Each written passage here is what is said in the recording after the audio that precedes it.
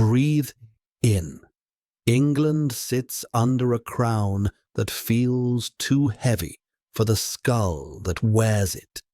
The treasury is thin, the harvests uncertain, and across the Channel, the last English strongholds in France flicker and go dark. Normandy lost in 1450. Gascony drowned in 1453. Calais a lonely nail on a foreign shore. Shame hunts court corridors. In London, a rebel captain named Jack Cade briefly seizes the city and leaves a single message carved into memory. The realm blames evil counselors, not the throne, and wants the rot cut out. From that wound, factions harden.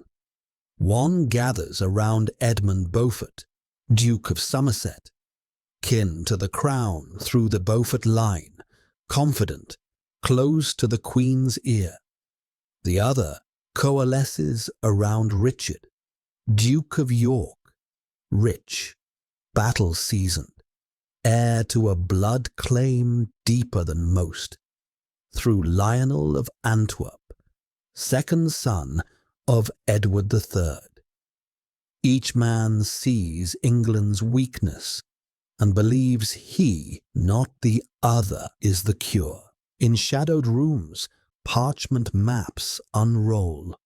In louder rooms, retainers are promised livery, wages, and favour. A country of oaths begins to choose sides. Margaret of Anjou steps forward with iron grace. She will not let her husband's gentleness ruin a dynasty. Somerset becomes her spear point, York her obstacle.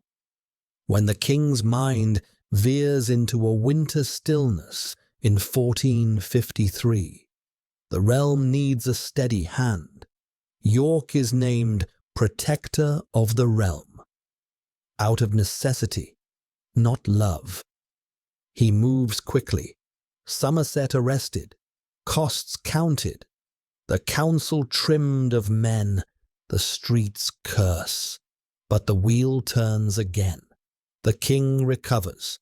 Somerset walks free. York is dismissed and shown the door. The message is clear. Stand down or stand up and be ready to pay. Outside the court, northern England starts to burn in miniature. The Nevilles, great magnates of the north, allied by marriage to York, collide with their age-old rivals, the Percys, who edge toward the Lancastrian orbit. On a summer day in 1453, at Heworth Moor near York, Neville wedding riders are ambushed by Percy Steele. No final decision, but the writ of Westminster looks fragile in the ditches of the Shire. Feud becomes weather. Men ride armed to market. Castles check their stores. Every private quarrel begins to smell like public war. The symbols sharpen. Historians will later speak of roses, white for York, red for Lancaster, emblems drawn from badges and retrofitted into prophecy. In taverns, retainers talk less of flowers and more of wages overdue, sheriffs picked by favourites, juries bent by fear. In cathedrals, lords kneel near one another and do not look sideways. Parliament speaks of good governance, while hands curl around sword belts. Spring 1455. A great council is summoned at Leicester, far from London's Yorkist sympathies. York and the Nevilles read it as a trap, with summons for them and pardons prepared for Somerset. They refuse to attend and instead gather men at Saint. Albans, a market town barely a day from the capital. The move is fast, almost insolent. Warwick, Richard Neville, already called kingmaker by no one yet, but acting the part, brings a hard core of retainers drilled like household troops. Salisbury, the father, rides with cool purpose. York takes command with the quiet of a man who believes the law is on his side and is willing to enforce it at sword point. May 22nd, 1455. Saint. Albans wakes to banners, blocked streets, and shouted terms. The Yorkists claim they want only justice. Somerset delivered for trial. Bad counsellors dismissed. The king advised by men who will save rather than spend the realm. The royal camp answers with royal words. Lay down arms, submit, trust the crown. Armies in narrow lanes rarely debate for long. The fight is quick, bitter, intimate. Not fields and flanks, but alleys and garden walls. Not cavalry thundering, but men scrambling over shop fronts under a rain of arrows. Warwick finds a way, a back lane, a torn palisade, and pours retainers into the royal position. Somerset falls in the crush near the Castle Inn. Blood on his harness, and a ledger of enemies settled in an instant. Henry Percy, Earl of Northumberland, lies among the dead. Lord Clifford as well. Names that anchor the northern counterweight now cut free. The king is found wounded but alive, ribboned with splinters, led with care to the abbey, while the town still rings with iron. The first rose is plucked with bare hands. York kneels in the abbey and speaks smooth, loyal words. He fought for the king, not against him. He fought the evil counsellors, not the crown. It is old English magic, rebellion wrapped in obedience, and for a moment it works. York resumes the protectorship. Warwick gains the captaincy of Calais, England's last sharp tooth on the continent. Salisbury steadies the council. Proclamations talk of unity. Ledgers whisper of arrears, replacements, oaths. But Saint. Albans does not end anything. It begins everything. Margaret does not forgive.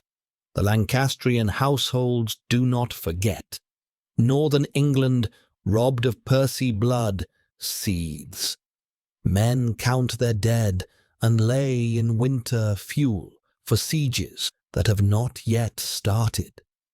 Armourers' hammers ring longer in the evening. Marshals make lists. The war has its grammar now. Petitions first, lances second, pardons last. A country that once exported wool and arrows to France will spend the next years exporting death to itself. The map of England becomes a chessboard. The North moors, the Midland roads, the Welsh marches, the London approaches.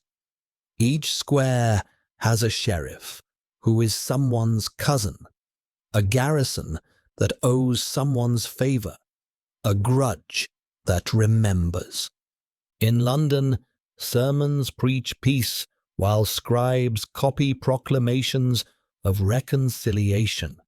At court, the Queen sharpens policy like a knife. In Yorkist halls, banners are mended and folded, ready to be shaken out at an hour's notice. The oaths sworn in Westminster feel thin in the wind on the Pennine tops. The ink is still wet on the pardons when riders gallop north with messages that smell of smoke. Chapter 2 will open with marches and ambushes, with a river crossed under a storm of arrows, with a rout that looks like a decision, until the next morning's sun says otherwise. For now, the crown sits straight but not secure. England has tasted the speed of civil war. How fast a market town can turn into a battlefield, how quickly a dynasty can bleed through its gloves. The rosebush has thorns, and everyone knows it. The pardons are barely dry when the knives come out again. St. Albans gave York the protectorate and Warwick the keys to Calais, but it also gave Margaret a purpose shaped like steel. She rebuilds the court piece by piece. Somerset is gone, so other loyalists step forward, and every office that matters tilts red. North, the holes left by Percy and Clifford become vows sworn over hearths. The Nevilles, Salisbury and his son Warwick, now carry targets on their cloaks. The king is paraded as balm, processions, prayers, proclamations, unity in script and ceremony. In March 1458, London stages a love day. York and Somerset's kin walk hand in hand to St. Paul's, lords paired with their rivals in a choreographed truce. Roses and ribbons, oaths and incense. It looks like peace. It smells like delay. Behind the pageant, retainers sharpen bills, sheriffs pick sides, and treasurers count how little coin remains to pay any of them. Warwick turns Calais into a fortress and a drum. The garrison is loyal to him, not to the purse he no longer trusts in Westminster. He runs patrols like a private navy, harassing pirates, and, when opportunity offers, pirates. Prizes taken in the Channel feed his troops and his legend. In London, he is cheered as a man who keeps the sea safe and speaks plain. At court, he is framed as a rogue with sails. A scuffle in the capital with royal officers turns rumour into rupture. Warwick rides for the coast and does not ask permission again. Margaret answers with the oldest lever. Musters, counters are placed on the board. Shrewsbury, Wiltshire, Clifford the Younger, Northumberland's heir, and messages fly to Cheshire, Wales, and the Midlands. York retires to Ludlow with his household and his faith in law. Salisbury watches the north like a hawk from Middleham. Edward of March, tall and quick-eyed at 18, begins to move with the weight of a commander rather than a son. September 1459. Salisbury marches south with his household troops to join York. At Blore Heath in Staffordshire, he finds Lord Audley and a thick Lancastrian host blocking the road. The ground is chosen by the defender. A brook, a slope, hedges for teeth. Salisbury sits tight behind his line and lets hunger and pride work. When Audley charges across the water, The Yorkist arrows take their cost. The line flexes and closes, and then the counterstroke lands. It is sharp and cold. Hours later, the road is theirs. Audley is down, and Salisbury slips through the gap toward Ludlow with his men blooded and unbroken. News races both ways. The North has spoken, and it did not stutter. The Crown gathers a larger answer. York, Salisbury, Warwick, and Edward concentrate at Ludlow. Banners in the wind on the Thames, guns on the town's approaches, proclamations printed to insist they want reformation, not rebellion. Across the river, the royal host swells, household knights, shire levies, great lords arrays. Between them stands a bridge at Ludford, and a single fragile hope that words might still matter. Night falls, and with it, certainty. Andrew Trollope, hardcore of Calais veterans, now serving under Warwick, walks into the royal camp, not as prisoner, but as defection, taking with him the nerve of the Yorkist line. He will not fight against the king's person, he says. Not now. Not like this. Torches on the far bank multiply. The balance is gone. York chooses flight over slaughter. In the dark, households slip away in two streams. York and his second son, Edmund of Rutland, run west to the coast and ship for Ireland, where York is more than a claimant. He is a lord with loyalty already planted. Warwick, Salisbury, and Edward angle for the south coast and make Calais by grit and tide, welcomed by walls they trust and men who will not trade them for pardons. Dawn finds Ludford Bridge abandoned, the royal army master of an empty camp. The optics are decisive. The war is not. Margaret moves to make the defeat legal and permanent. Parliament meets at Coventry in November, remembered as the Parliament of Devils, and writes vengeance into statute. York, Warwick, Salisbury, Edward of March. Attainted, lands forfeit, lives forfeit, names blackened in ink. Sheriffs receive lists, bailiffs make inventories, enemies of the state become quarry with prices on their heads. Proclamations declare the realm cleansed of sedition. The North rides home smug and sore.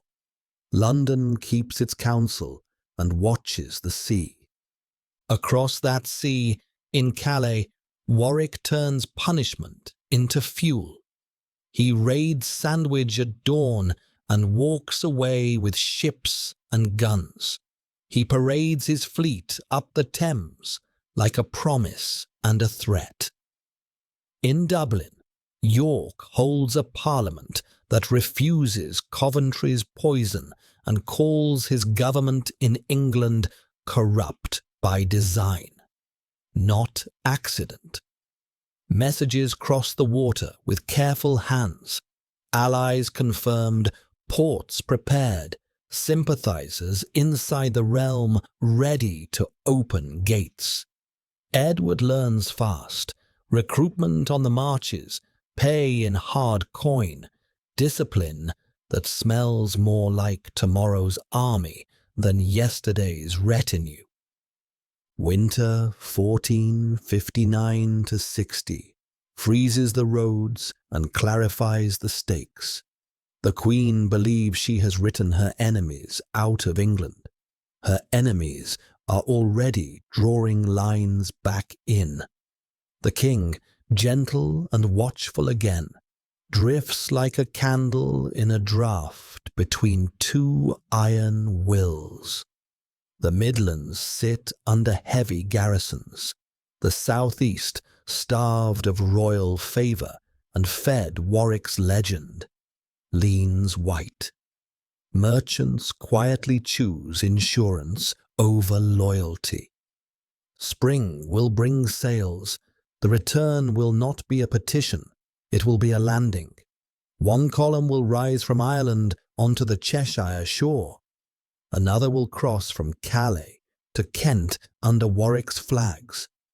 They will march on different roads toward the same hinge. There will be a sudden rout where the king's banner falls into enemy hands, and then an audacious parchment that claims a deeper right than any pardon can cover. Before summer ends, a battlefield under a castle's shadow will turn triumph into shock and bathe the roads north in vengeance.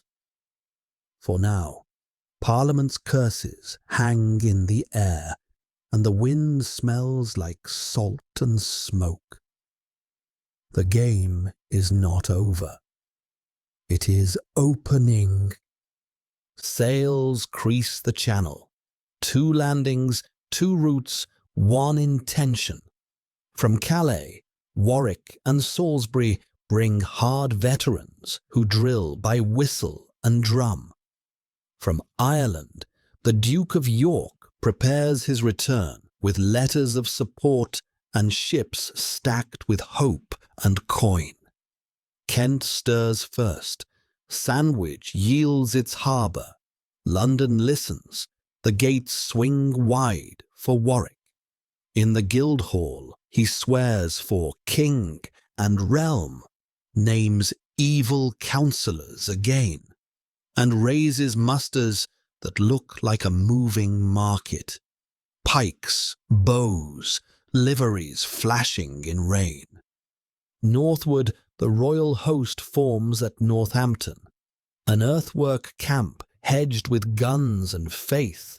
Buckingham, Shrewsbury, Beaumont, Egremont, names with weight, array themselves in rows of tents under a steady downpour. 3 times Warwick sends to parley, asking that certain lords be delivered to answer in council rather than with steel. 3 times refusal returns with royal seal. The rain thickens, trenches fill. July 10th, 1460. The field is a sodden chessboard. Yorkists close under arrow storm and drum of culverins. Then, in the press where lines touch, a hinge moves. Lord Grey of Ruthin's men shift colours in the wet, stepping aside like a gate opened from within. The camp's bank is taken. The guns are masked. The royal line implodes inward under its own canvas. Buckingham and Shrewsbury fall. The king is found in his tent with courtesy and led, quiet and unharmed, to the abbey. A rout, sudden and total. The king's person becomes Warwick's shield and passport both. The shock creates a corridor. Parliament is called.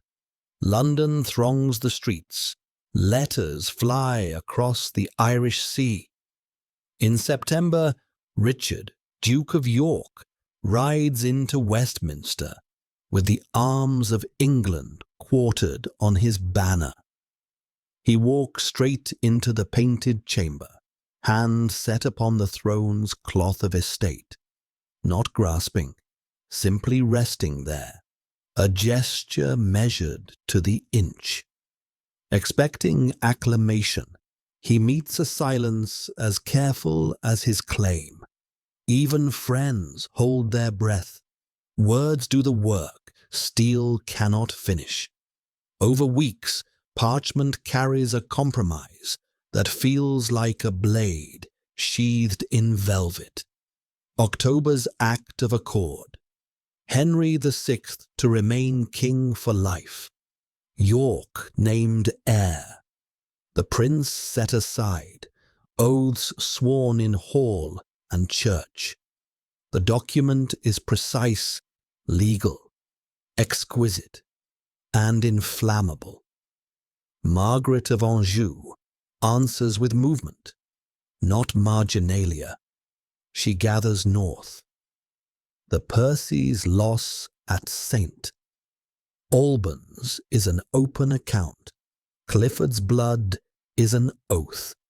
Somerset's heir, Exeter, Devon, lords with reason to hate, come at her summons. Scots promise edges and numbers at the border. Winter stores are checked. Beacons are primed. Raids test the new order like fingers probing a bruise. From Yorkshire down the Great North Road, Lancastrian foragers push hard, shake tolls from towns that once cheered York and run home under northern banners. York watches from London and decides that parchment without presence is nothing. He will go north himself, with Salisbury at his right and his son Edmund at his side, to anchor the accord with steel in the shires that doubt it. December is thin daylight and iron frost. York marches by Doncaster to Sandal Castle above Wakefield, stone on a bluff, good for watching, poor for feeding an army that arrived ahead of its wagons. Scouts bring back tales of a scattered foe. Others whisper that the enemy is larger, hidden in folds and hedgerows. Signals flicker from the west. Neville retainers shadowed. From the east, Somerset's banners glimpsed and gone.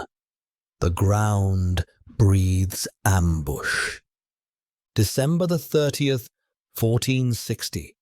Whether for forage, a challenge, or a misread of numbers, York descends from Sandal into open country. The first clash promises a quick push, then the hedges wake. Percy's from one side, Clifford from another, Somerset pressing the centre, feigned flight collapsing into a net. Standards knot and tilt. Household troops fight to keep them upright. The air is filled with shouted names and the thrum of arrows. The field does not break so much as close. When it opens again, the ledger is stark. York is down, Salisbury taken, Edmund fallen. By evening, rumours run faster than horses. Grim trophies mounted on the gates at York. The accord paid back with iron etiquette of a harsher kind. The shock rolls south. Warwick, holding the king's person and the Midlands routes, hears the news and feels the map tilt beneath his feet. Margaret's northern host, hardened, loud, in love with its own vengeance, turns its face toward London, gathering others as it comes. Somerset's power, Clifford's rage, the new Northumberland's duty, Exeter's pride. In their shadow trail rumours of empty larders, forced loans, and towns that greet northern banners with barred doors. The Queen's letters promise protection. The march writes its own commentary. Yet there is another road in motion, angling east from the Welsh marches. Edward of March, tall, unshaken, his household rallied by the news from Wakefield, has levied the shires along the border with coin that clinks and promises that ring. He moves toward the 7 crossings with speed, for Jasper Tudor rises out of Wales with a Lancastrian column hunting the same bridges. At dawn, on a bitter morning, a cold miracle will paint 3 suns in the sky. And steady hearts, the omen of Mortimer's Cross, where weather and nerve will turn a threatened flank into a first great victory. That is next. For now, Chapter 3 closes with balance severed and then remade. A king captured by one faction and rescued by another. A charter made in Westminster and unmade on a northern field. A father fallen and a son stepping into a space the war just carved open. The roses bleed into their badges. The road south growls with an army that wants its due. The road east quickens under a commander who intends to meet it. The winter breathes frost into both columns. The next pages will decide which wind prevails. Dawn breaks cold over the Severn Plain, and the sky does something uncanny. Ice halos stack into a triple sun, a parhelion trembling in the frost. Edward of March points to the omen and names it a promise. 1 light in 3 faces, the sun in splendor. Ranks steady, breath plumes, bowstrings creak. At Mortimer's Cross, Jasper Tudor's column pushes out of Wales and meets a wall of Marcher steel. Arrows rake the approach, bills lock, men heave shoulder to shoulder in the white air. When the smoke thins, Edward holds the crossings. The enemy recoils in fragments. Jasper slips away. Owen Tudor is taken and condemned at Hereford with the brutal swiftness civil war prefers. There is no pause. Edward wheels east before the wind can change. Farther south, the Queen's host moves like weather. Percy banners tight, Clifford burning for account, Somerset's heir with a ledger of names to balance. Warwick rides out from London to bar the way, the king in his train as living warrant. St. Albans becomes a battleground again. Narrow streets, hedged gardens, guns dragged into lanes. Warwick webs the approaches with trenches and stakes. The Lancastrians slide around the edges through orchards and back paths. The web unravels from the flank inward. Warwick cuts south with a hard rearguard. Henry VI passes quietly back into Lancastrian hands. The road to the city lies open. Yet the northern host turns aside to collect contributions. London shutters its gates and takes counsel with its purse. The moment slips. Edward and Warwick meet near Chipping Norton, the elder measuring the younger with a seasoned eye and finding iron. London receives them with unlocked granaries and open coffers. In Westminster Hall, words finish. What arrows began. The accord died at Wakefield. In its place, a claim. Edward, by blood and public will, is declared king. No crown yet, only a claim annealed by statute and the city's loud assent. The winter omen becomes a royal badge. There is no time to bask. Orders go north. East Anglia and the home counties send their arrays. Calais veterans bring a calm rhythm to the march. The London militia feeds, clothes, and clears the roads. Pay is in coin, not promises. Discipline is written into every billet and bridge. No plunder, no stragglers, no excuses. Gates along the Great North Road swing wide at the first knock. Ferrybridge is the first test. Yorkist vanguards seize the air crossing. By dusk, Clifford strikes like a hammer, hurling them back and killing the field commander. Night turns craftsman. Engineers mend the splintered span while scouts find another ford at Castleford. At first light, the column folds west onto the Lancastrian flank. Clifford, falling back through Dinting Dale, takes an arrow and goes down. The road opens onto a broader killing ground. Palm Sunday, Towton. Snow slants in sheets across rolling fields split by gullies and the Cockbeck. Tens of thousands take their places under a white sky. The blizzard is an ally if you can read it. Yorkist archers step forward and loose at the far edge of their range. Shafts ride the wind into tight ranks. The reply falls short, skirling into frozen turf. Edward's line draws back a measured pace. Thinking they've cracked the ridge, the Lancastrians slog uphill into a fresh hail and the waiting hedge of bills.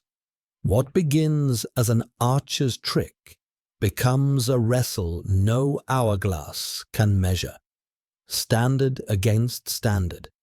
Every foot of ground paid for twice. In mid-afternoon, a new weight arrives on the Yorkist right. Norfolk, late through ruinous roads, leans on the enemy's flank, and the long balance finally breaks. The line folds. Retreat dissolves into rout toward the beck and the wharf. Bridges choke. Banks shear away. Snow hides and betrays in the same breath. When the field quiets, the cost is beyond counting. Towton has chosen a crown the old way. By witness under heaven. Edward rides to York. The grim trophies raised after Wakefield stare down from Micklegate Bar. He orders them taken down, an account closed in one clean decision. Oaths are gathered, garrisons weigh prospects and bow. Lancastrian lords who can still ride make for the border. Henry and Margaret slip into Scotland with jewels, parchments, and grief in their saddlebags. The coastal castles, Alnwick, Dunstanburgh, Bamborough, stand tense against the wind, then capitulate in turn when relief withers on the road. South again, ceremony turns victory into law. June 28th, 1461. Westminster glows with oil and gold thread. Anointing, acclamation, the great seal pressed into writ after writ that will run to every sheriff. Commissions of array are regularized. Pardons offered to men who will live quiet.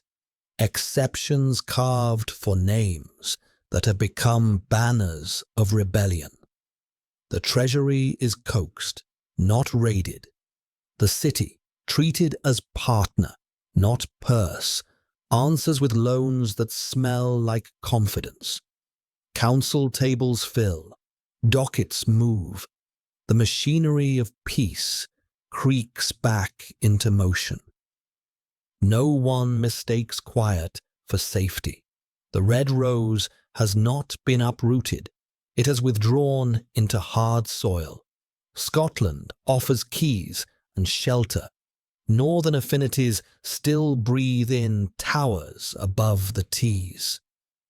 Across the Channel, France and Burgundy reckon the new weight and decide what tilt is worth the gold. Warwick, captain at sea, master in council, casts a long shadow beside a king not yet 20, and friendship begins to look like a contest. Both men are trying not to acknowledge. What follows is a kingdom that dares to sleep with the latch drawn in, not out. Banners are folded, not discarded. Beacons on the moors wait for a spark. Letters cross to Calais with more ink than wax. The sun in splendor burns on new coins, new seals, and new hopes. But winter snows do not promise summer harvests by themselves. The next turn will test alliances, marriages, and treaties as sharply as mail and spear. Peace, born in a blizzard, must prove it can live in heat. Spring settles over a kingdom still tasting snow and iron. Edward wears the new crown like a promise and a workload. The first task is simple in shape and hard in doing. End the war in the north. Border castles glare across moor and sea. Alnwick, Bamborough, Dunstanburgh. Stone anchors for Lancastrian will and Scottish help. Margaret moves like a gust through harbours and halls, finding men and ships where pride still pays. French steel lands in Northumberland. Beacons answer along the coast. Warwick takes the Channel with a privateer's eye, and the council with a clerk's discipline, while John Neville, hard, steady, learns every lane between Tees and Tyne by hoofbeat and ambush. Autumn of 1462 turns sudden and sharp. A night landing, a rush of standards, garrisons swing red again. Warwick marches north in winter weather and boxes the castles in cold. Cannon talk to stone. Terms are whispered in gatehouses. One by one, hungry walls choose survival. For a breath, it looks finished. Then 1463 rips the scab. Border raids test the line. Northern lords who bent their knees in spring ride out in summer with different badges on their sleeves. Parliament votes coin. London merchants advance more.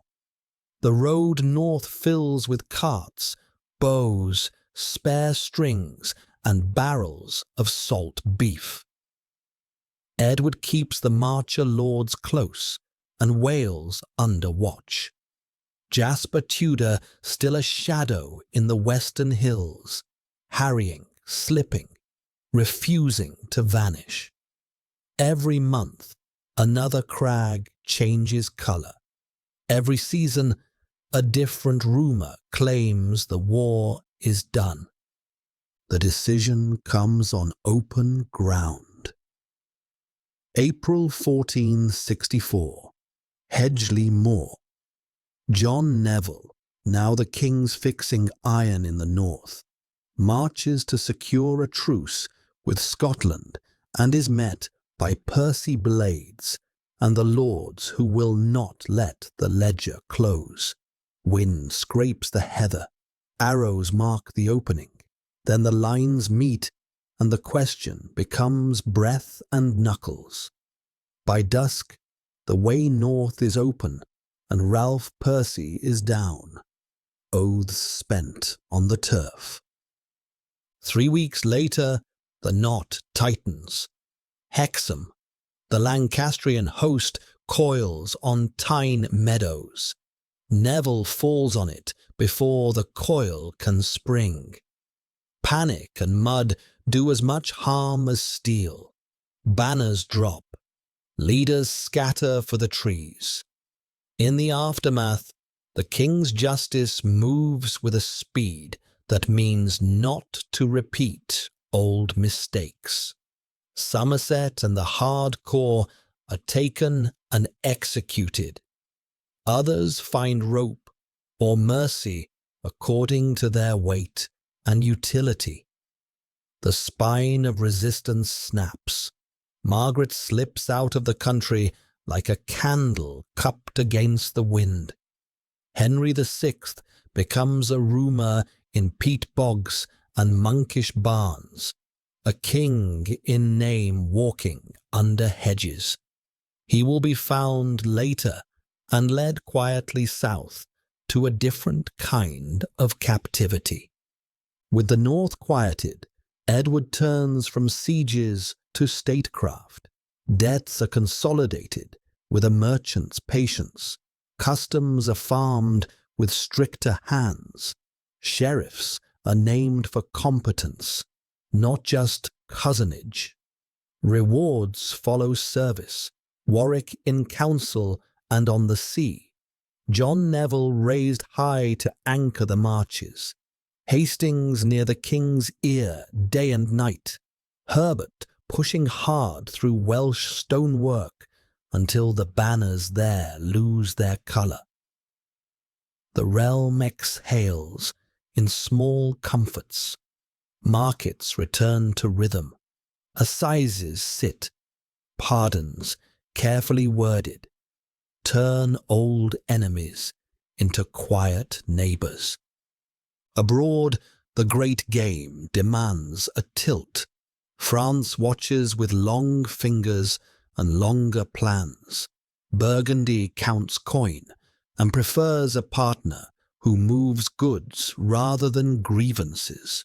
Warwick plays envoy with a baron's polish and a sailor's nerve, sounding out a match that would lace England to Paris. Bona of Savoy, a French king's kinswoman, a treaty in a bridal veil. Letters are drafted. Hopes are aired in chambers where maps lie open and wine goes warm. Then the hinge turns in a private room. May 1464, in a manor among Northamptonshire oaks, Edward marries for himself and without permission. Elizabeth Woodville, a noble-born widow whose grace is steel in silk, Lancastrian by her first husband's service, English to the bone, and in no man's pocket.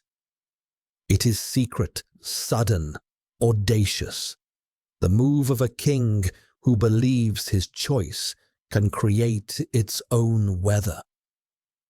Autumn brings the reveal. In a hall filled for council, Edward presents a queen no envoy brokered and no treaty priced. The court blinks. Warwick's face does not change.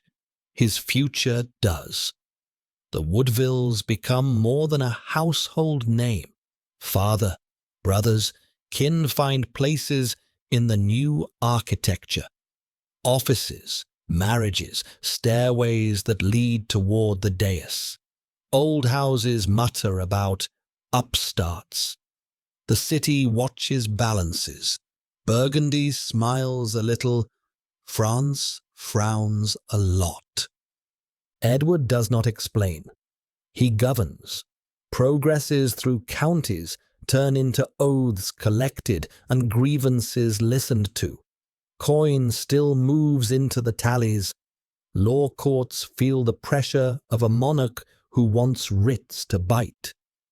The Queen moves through processions with a composure that reads as answer and challenge both.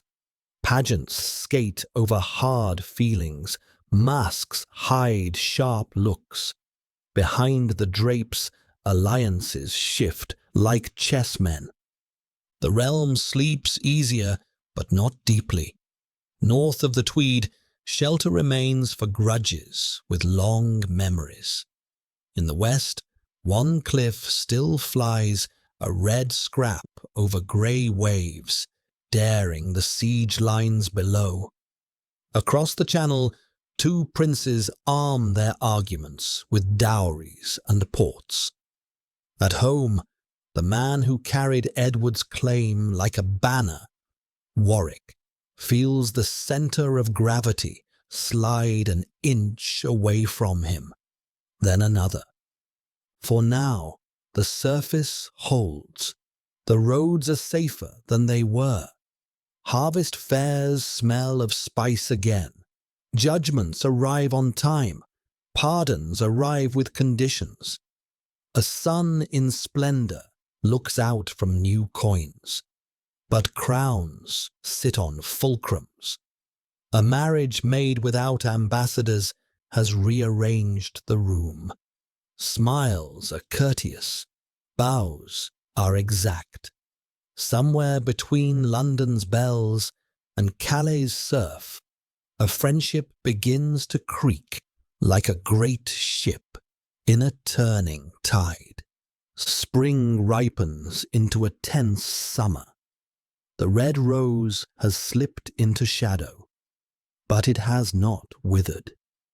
In July 1465, hunters in the north close on a hooded figure moving from hall to hall. Henry VI is taken at Waddington and brought south under guard, a quiet man escorted through streets that once cheered him. The Tower receives a king as prisoner. London watches and whispers that perhaps the storm has passed. Edward governs as if to prove it. Revenue is coaxed, customs tightened, sheriffs chosen for competence more than kin. Rewards follow service. Herbert drives the last Welsh strongholds to heel until Harlech itself lowers its standard in 1468. John Neville fastens the north with marches, treaties, and sudden rides. The Woodvilles, newly royal kin, thread into the lattice of office and marriage. Richard Woodville is made Earl Rivers. Anthony Woodville wears chivalry like mail and reads Latin by lamplight, a courtly blade with an edge. The court looks different, sleeker, quicker, more merchant than magnate. Old houses take the measure and purse their mouths. Abroad, two roads beckon. Louis I of France offers velvet and patient traps. Burgundy, ruled by Charles, hard, brilliant, acquisitive, offers coin, cloth, and a wall against Valois ambition. Warwick favours France. Edward reads the ledgers and leans to Burgundy. In 1467, he trims Warwick's reach. George Neville, Warwick's brother and chancellor, is eased out. Envoys are reshuffled. Policy points toward the Scheldt, not the Seine. When Edward's sister Margaret sails to marry Charles the Bold in 1468, tapestries ripple like banners. Louis XI takes the slight personally. Warwick, who negotiated once for a French bride to the English king and was surprised by a Woodville instead, feels the floor shift under his boots. Friction becomes spark. In the north, unrest flowers under borrowed names. Robin of Holderness at first, Then Robin of Redesdale, grievances against upstarts, tax gatherers, and southerners who issue orders without knowing the roads. Behind the masks stand interests with addresses, Neville clients, malcontents with old pardons and new debts. Edward moves to stamp the fires. Warwick and Edward's brother George, Duke of Clarence, drift together like iron filings to a magnet. Clarence is ambitious, popular, and second in line. Warwick is the greatest power not seated on the throne. The pairing is a sentence that writes itself. July 1469 turns the map upside down. Clarence crosses to Calais, is welcomed by Warwick's garrison, and marries Isabel Neville without royal leave. A wedding sealed under fortress stones and sea wind. The same week, Redesdale's host swells in the north. Edward rides to meet it.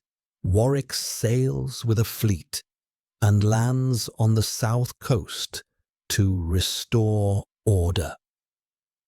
On July 26th, near Edgecote Moor by Banbury, a royal force is broken in a sudden, bitter fight.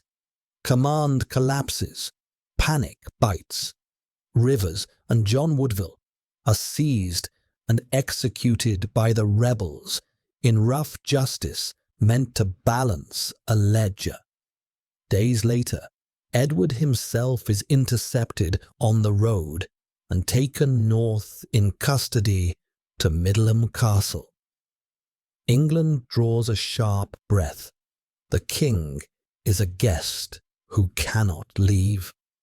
Warwick tries to rule without the crown's hand on the pen. Writs go out in the king's name.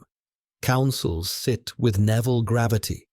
Sheriffs are changed in packets. But the north will not be quieted by paperwork. Raiders slip from Scotland. Lancastrian threads twitch under the surface.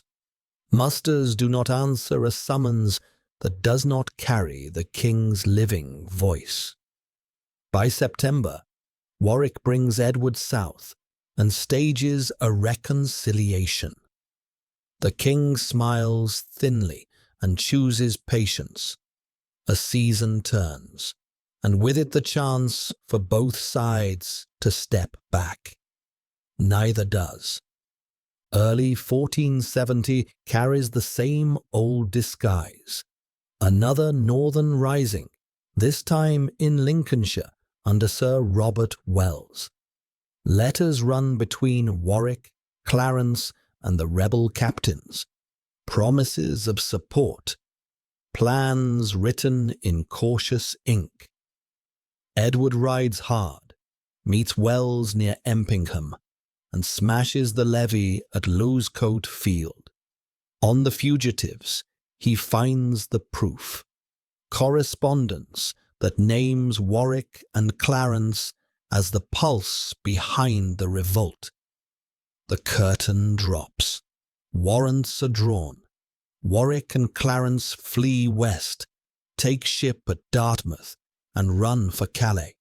Vauclerc, Warwick's own lieutenant, obeys Edward and shuts the gates in his master's face. The great Earl, shut out of his fortress, hunted on his own sea, turns to France. Louis I understands opportunity by scent. At Angers, he summons enemies to the same table, Warwick the Kingmaker and Margaret of Anjou. The meeting is an act of alchemy. Vengeance becomes policy. Policy becomes oath. Margaret demands a price for trust no coin can pay easily. Warwick must kneel to the red rose he has spent years uprooting. marry his daughter Anne to Edward of Westminster, and restore Henry VI. He agrees. In August 1470, steel and sail make the pact real. A French-backed fleet, letters to old affinities, secret messages to lords who felt slighted by Woodville favours and Burgundian tilt. September blows a storm over the Channel and into the Humber. Warwick lands. Yorkshire stirs. The north goes red like heather in wind. Edward summons his lords and finds some answering late, others shading their eyes and looking north. And one, John Neville, Marquess of Montague, stepping away at the hinge. Montague had been the king's iron in the north. Now he chooses brother over monarch. Edward's array thins to bone. In October, at Lynn on the Wash, the sun in splendour leaves England with a handful of loyal captains, Gloucester, Hastings, Rivers' remnants, and runs for Holland under Burgundian guns. A king becomes a guest in exile. A ledger of favours is folded and packed. At home, the door swings the other way. Warwick marches to London. Prison keys turn. Henry VI is led from the Tower to St. Paul's, crowned by daylight rather than writ. Bells ring for the readeption. Proclamations talk of good governance and the cleansing of evil counsellors, as if the clock has been rewound to 1460. Parliament reverses attainders, restores estates, and writes Warwick's authority into offices that fit him like old mail. Louis I smiles, Burgundy scowls. The Channel becomes a chessboard again. Yet even in triumph, the floor is uneven. Warwick must hold a coalition whose only perfect agreement is that Edward should not rule. The north demands rewards. The city demands order and trade. Margaret and her court, still in France, waiting for seas and seasons, demand the terms Angers promised in full. Henry's name steadies processions, but not garrisons. Writs travel slower than rumours in a kingdom newly reminded how quickly fortunes change. Across the water, Edward studies tide tables with Charles of Burgundy. Coin and cannon shift hands, pilots are hired, and letters stitch old loyalties tighter. Yorkist captains in the shires, Calais men who remember pay on time, merchants who prefer clear accounts to political weather. When winter slackens its grip, a handful of ships will cut for the Humber or the Wash with a speed that makes decisions for men before they know they've chosen. The war is about to choose, again, between past and ledger, oath and opportunity. The year turns on a knife edge. In London, Warwick writes orders by candlelight. In the north, Montague watches beacons. In France, Margaret waits for wind. In Bruges, a dispossessed king tightens his jaw and counts sails. The next step will be fast. A landing without fanfare, a march that cleaves old loyalties, a battle in fog where a banner dies and a nickname does too, and then a chase that ends beside an abbey road with a crown secured by the bluntest arithmetic of all. The board is set, The pieces remember their moves. The quiet before spring is only sound pretending to be stillness. The channel turns from slate to steel, and a handful of sails cut for the Humber with more nerve than tonnage. Edward lands at Ravenspur in March 1471. No trumpets, only frost and breath, declaring with a lawyer's precision that he seeks his duchy first and justice after. He moves with a courier's speed along the coast to Hull and then toward York, measuring faces at every gate. Oaths are offered narrowly, not against Henry, only against those who hold Henry's name like a weapon. The city listens, weighs, and opens. South of the Minster, the road becomes a ladder.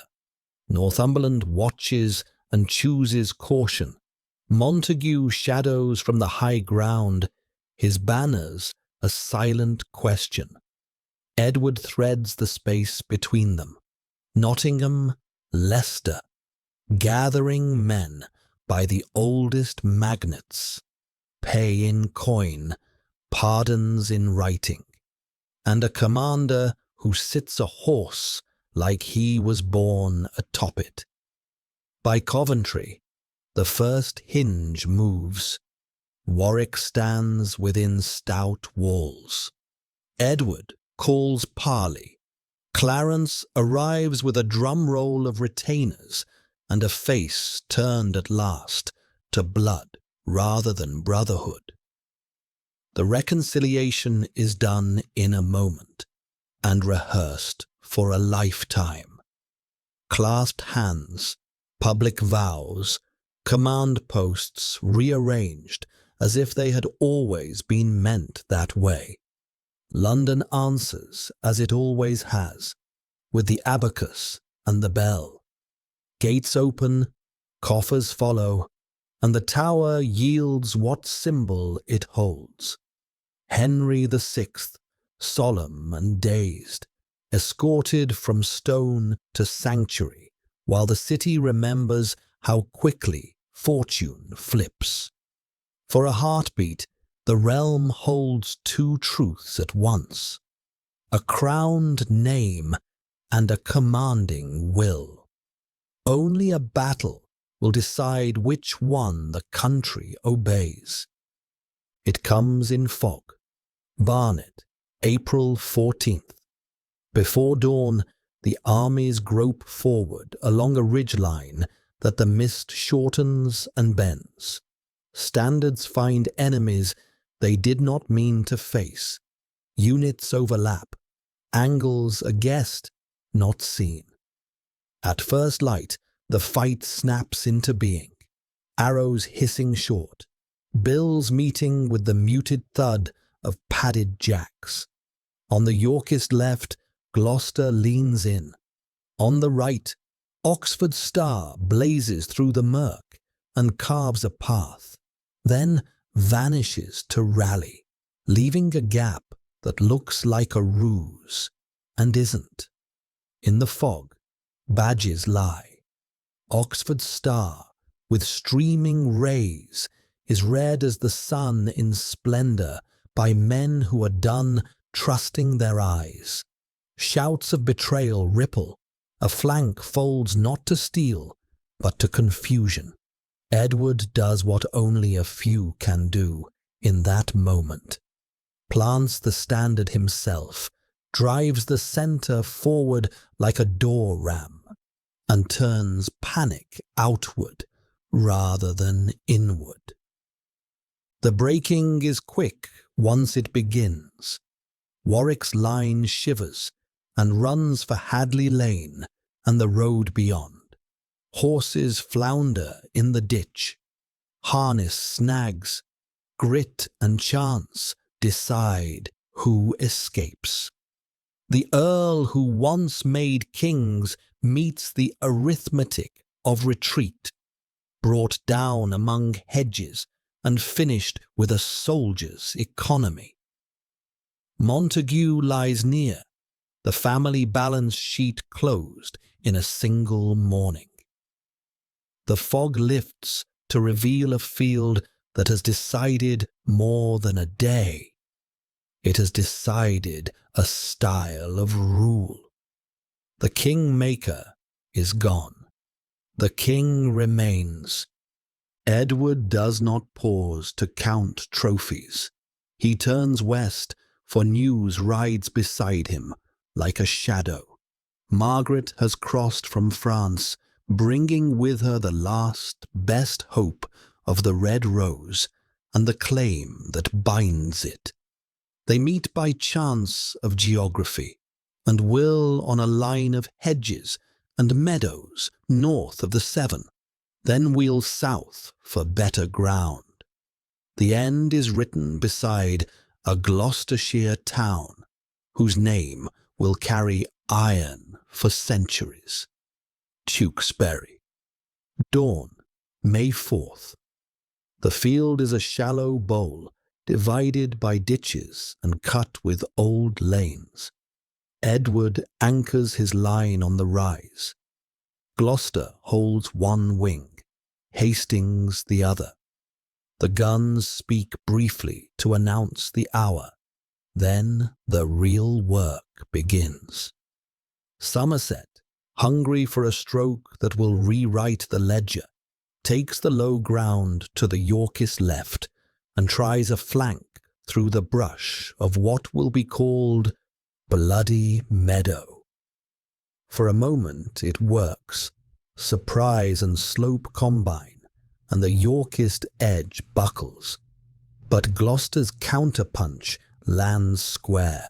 The meadow becomes a trap, and momentum changes signs. The centre sees the shift and moves. Banners tilt downhill. The red line flexes, then breaks toward the Abbey and the river meadows beyond. The pursuit is sharp and short. Tewkesbury Plain fills with fugitives seeking sanctuary. The Abbey doors admit all they can hold. In the Rote's wake, command posts become courts. The Lancastrian heir is taken and does not leave the day alive. Lords who carried the fight this far are brought before the king's officers and condemned. It is brutal, official, and meant to be the last time this must be done. Margaret herself is captured, exhausted, silent, fury banked to ash. The army that marched up from the south has dissolved into lists and ledgers. Edward rides back to London under skies that finally look like spring.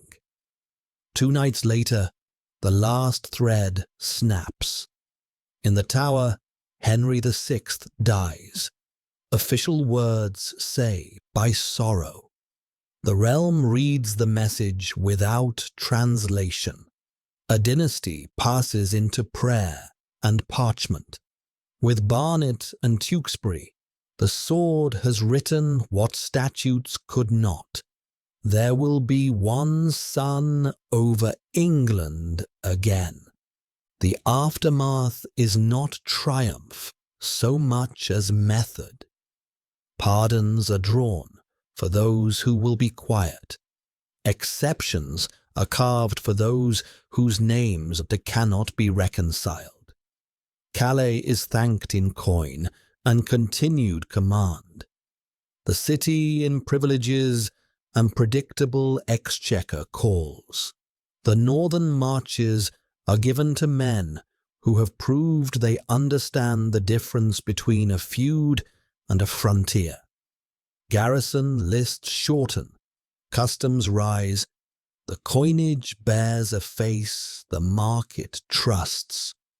For the first time in years, the realm's pulse steadies. Abroad, the ledger flips with the wind. Louis I pockets his losses and moves to the next snare. Burgundy counts the bargain kept, Edward restored, trade flowing, a partner who thinks in cloth and silver rather than in pedigrees alone. Embassies move like chess pieces, but the board is calmer for a season. At home, the court composes itself around the crown and the queen.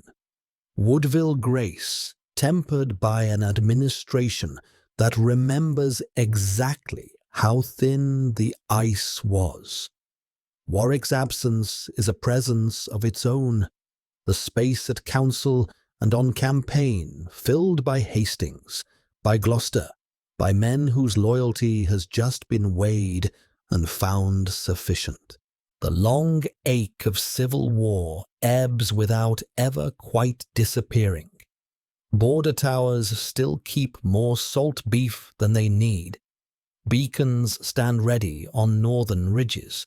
Writs travel faster, but couriers still ride armed. You can feel the difference in smaller ways.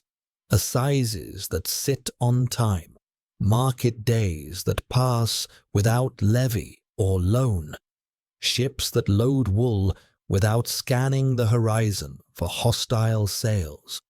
A king who wins his throne twice governs as if he intends never to have to win it a third time. And yet the story does not end at a clean edge. Victory rearranges loyalties as much as defeat. Clarence, reconciled in the field, remains a problem in rooms with closed doors. Gloucester, precise, tireless, fiercely effective, builds a power base in the north that is both a service and a signal. The Woodville network thickens around the Queen, threading marriage into office, office into influence. All of it is manageable while the centre holds, while the mint clinks, while the roads stay safe. For now, England sleeps with the latch turned inward, and the night watch smaller than it has been in a decade. The sun in splendour looks out from seals, coins and standards. Barn roofs are mended, hedges regrow over old earthworks. The wars are not banished, they are banked. What comes next will be the hard work of keeping prosperity from breeding complacency, of turning victory into law rather than habit. The crown has been secured by fog and meadow. It must be kept by ledgers and patience. Ahead lies consolidation and its temptations, treaties that promise profit without glory, justice that must be seen as well as done, a family compact that needs balancing before it bends. Ahead, too, lie choices that will test brothers and councils more subtly than any battlefield.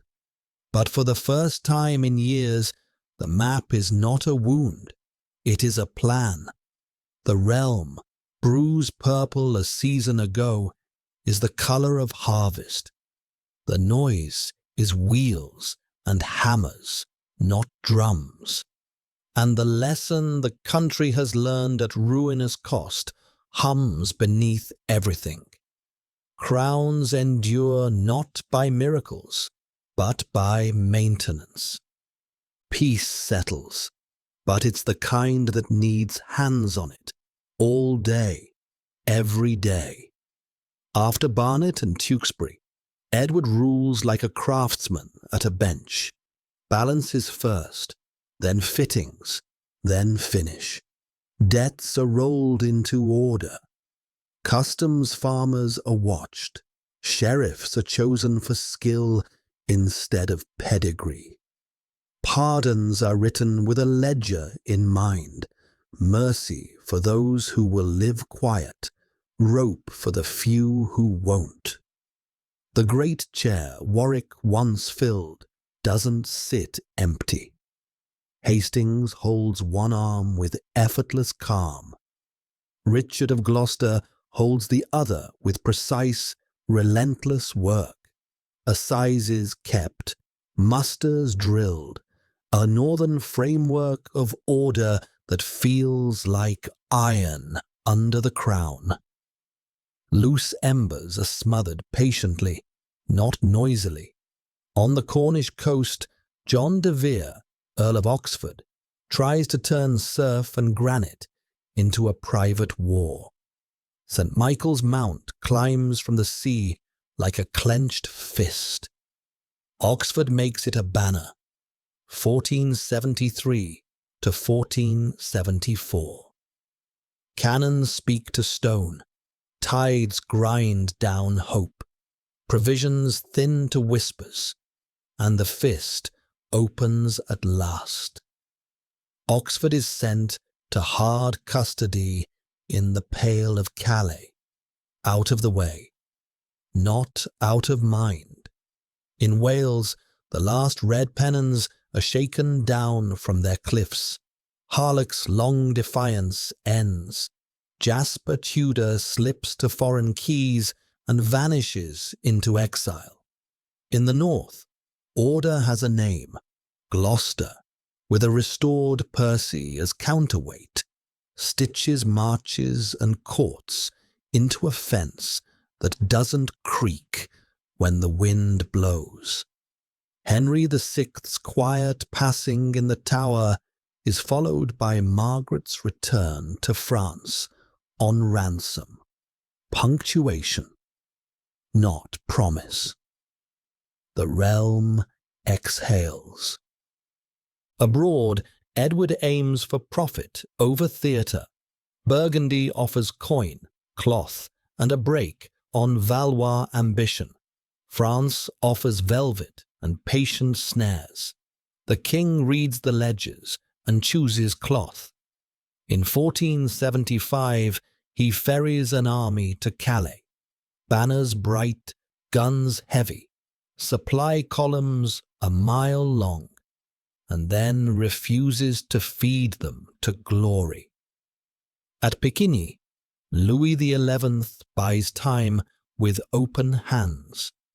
A rich pension in gold, annuities for the magnates whose signatures matter, a truce stitched in silk, no new banners for chapel rafters, only full docks, quiet churchyards, and coffers that clink. Soldiers grumble, merchants smile. The exchequer stops holding its breath. When Charles the Bold dies at Nancy, 1477, and Burgundy's map tears, Edward keeps his eyes on the useful pieces. The Calais staple, the merchant adventurer's leverage in the Low Countries, the French pension's steady clock. The court's temperature changes. Fewer pageants, more paperwork. Fewer thunderclaps, more weight. Royal progresses become circuits of oaths and corrections. Guildhalls lit with candles over reliable ledgers. Juries empanelled without a lord's shadow at their shoulder. Sheriffs reminded that writs are teeth, not ribbon. New angels and nobles ring true from the mint. The sun in splendour looks out from coin and seal like a promise kept this morning. Not a boast from years ago. But every garden has its weeds, and Edward finds the usual ones growing in the cracks of family. Ambition, prophecy, resentment, the Neville inheritance, half a kingdom's worth of fees and towers, sits between Clarence, married to Isabel Neville, and Gloucester, married to Anne Neville. Surveyors measure, lawyers argue, tempers carry knives sheathed in courtesy. Gloucester works like a clerk with a captain's backbone, titles regularized, feoffments cleaned, the North laced tight. Clarence refuses rails. He toys with rumors, flirts with disloyalty, makes his own weather indoors. Isabel dies in 1476. Clarence sours into danger. In 1478, patience ends. Parliament hears articles. The block that matters turns its face away. Clarence dies in the Tower, officially by the King's Justice, remembered forever by a barrel of wine tale that says more about England's appetite for legend than the King's taste for spectacle. The message lands without trumpet. Order before blood. Beyond Westminster's stones, the kingdom begins to feel different in the smallest, most important ways. Market days pass without purveyors borrowing stock for the royal road. Cloth goes out and coin comes in through keys that aren't scanning the horizon for hostile sails. The Calais garrison is paid on time and drills like a metronome, a small professional army behind a stout gate. In the north, Gloucester's assize judges travel with predictable calendars. Wardens of the marches exchange captives by count, not by feud. In 1482, he leads a sharp, clean expedition into Scotland, restoring Berwick. Victory that lasts on maps, not just in songs. And then the hinge moves with a whisper. April 9th, 1483. Edward IV is gone in a week, not yet 41. Stability evaporates like breath in cold air. The crown has heirs, a queen with a family web strung through office and marriage, and a realm trained to obey a living will that no longer speaks. The council splits along old seams, Woodville's on one side, fast, deft, dense with favours, and Richard of Gloucester on the other, Lord of the North, unmatched in competence, wary of being shut out of a government he helped hold together. Motion makes the decision. At Stony Stratford, Gloucester and Buckingham arrest Rivers and Grey. The escort is dismissed. The heir is brought to the Tower, officially to await a crowned procession that never arrives. What follows is parchment and speed. Hastings, Edward's right hand for a decade, hesitates at the wrong instant and pays with his head. A sermon in Paul's Cross floats a claim that burns like lye. A prior contract voids Edward's marriage. The Woodville Union is a legal mirage. Any right through it is smoke. Parliament is readied to swallow the case whole. The statute has a name, titulus regius, and an effect, a cleared path. July 1483, Richard III takes the crown with grave ceremony and plain promises. Cleaner courts, lighter exactions, statutes obeyed as written. Many are relieved, a steady hand on the tiller. Many fall quiet, uneasy with the method more than the man. The realm tries to sleep. The bed is lumpy. Autumn brings Buckingham's Rising, broad on paper, thin in rain. it collapses in mud and bad timing. For a breath, that looks like proof the new reign can stand. But exiles learn faster than parliaments. In Brittany, and then in France, a thin, determined figure builds an answer out of other people's grudges. Oxford gathered back from captivity at Hams. Jasper Tudor returned from long absence, hardened men who would rather throw the dice once more than live on someone else's pension. French gold buys ships, French captains buy time. What they lack in pedigree, they carry in timing. August 1485, sails cut for the Welsh coast. The landing is small, the march is long, the recruiting is a glide path through towns that remember old favours and dislike new fear. Richard calls the shires and meets the invader on a Leicestershire field of low ridges and marshy folds. Bosworth. The king chooses aggression, a hard lance for the heart, for it has worked before. But alliances in a bruised realm are brittle. The Stanleys watch, weigh, and tip. The fight around the rival standards is brief and terminal. Richard goes down in the press, last Plantagenet king dying like a captain, within arm's length of the banner he sought. The gold circlet is lifted from bracken and set on a new brow in the field. The victor is hailed not only by conquest, but by promise. That promise turns into symbol without delay.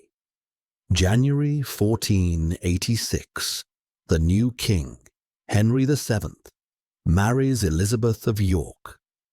Two badges are pressed into one, white within red, thorns hidden under petals. The Tudor rose. Attainders are reversed selectively, not as a blanket. Estates are restored to those the realm can afford to trust. The exchequer is watched with a hawk's eye.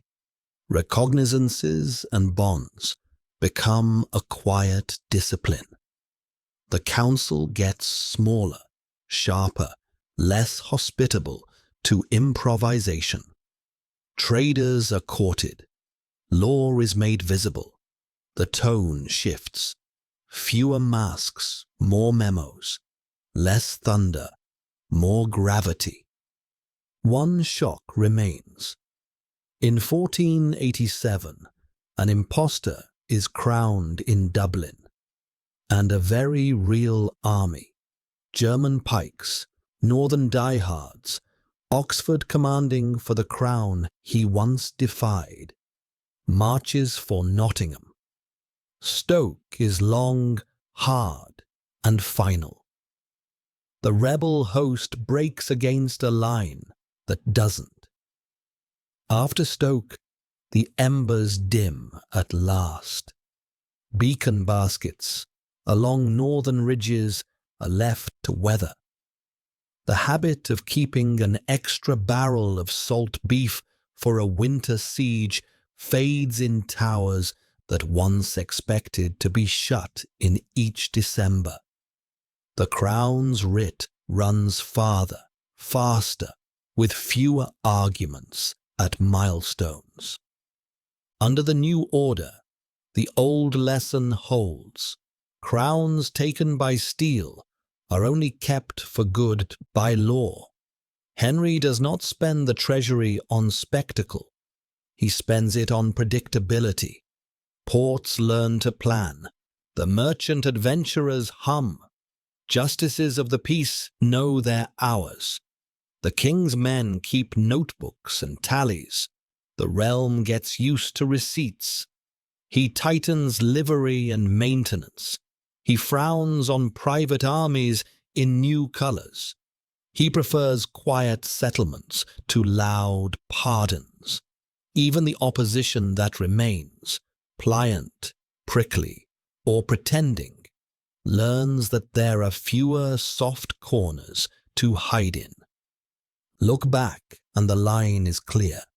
It runs from a market town turned battlefield at St. Albans to a ridge in a blizzard at Towton, from a foggy hedge at Barnet to a riverside meadow at Tewkesbury, from a marshy fold at Bosworth to the last hard push at Stoke. It runs through council chambers and counting houses, chancery benches and mint halls. It runs across Piccadilly's Bridge, where banners stayed furled and the exchequer smiled anyway. It runs through a wine cask rumour and a statute with a Latin name, through a northern captain who made order feel like iron, and a southern captain who made parchment bite.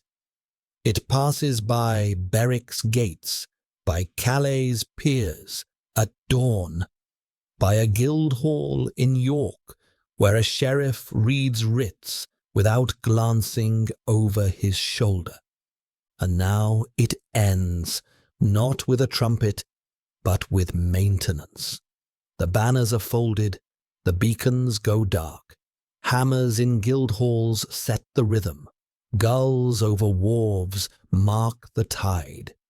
Market bells and court rolls click and ring where drums used to. The white and the red don't vanish, they fuse. The seam disappears beneath a single device and a quiet determination to keep it that way.